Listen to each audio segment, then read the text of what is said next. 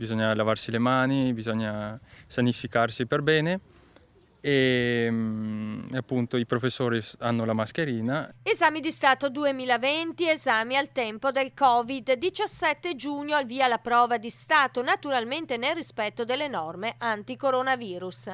Ed ecco le disposizioni obbligatorie. Quando si entra a scuola è fatto obbligo di mantenere la distanza di sicurezza di 2 metri, detergersi le mani e naturalmente indossare la mascherina. Sta procedendo anche dal punto di vista tecnico tutto bene. I ragazzi attendono fuori, quando è il loro momento entrano chiamati dal personale ATA.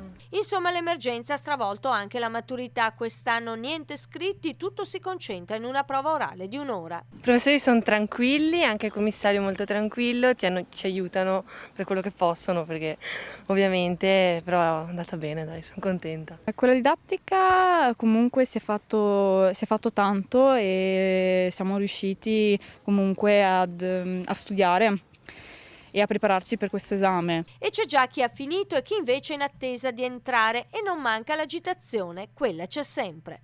Agitazione, Molto. Poi l'esame dura molto di più rispetto agli anni scorsi, non essendoci stati gli iscritti, quindi l'agitazione c'è.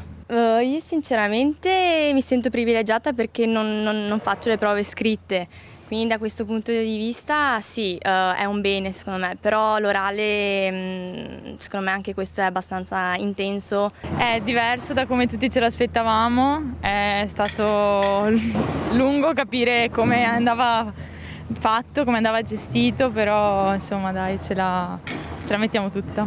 In centro studi incontriamo anche genitori e parenti, tutti in apprensione per i maturandi.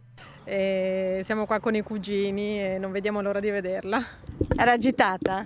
No, era molto tranquilla in realtà e speriamo vada tutto bene. E insomma è arrivato il giorno dell'esame. Esatto, è arrivato, fra un po' fuori il dente, fuori il dolore, via il dolore. Intanto il primo giorno della maturità 2020 se n'è andato e c'è già chi pensa alle vacanze.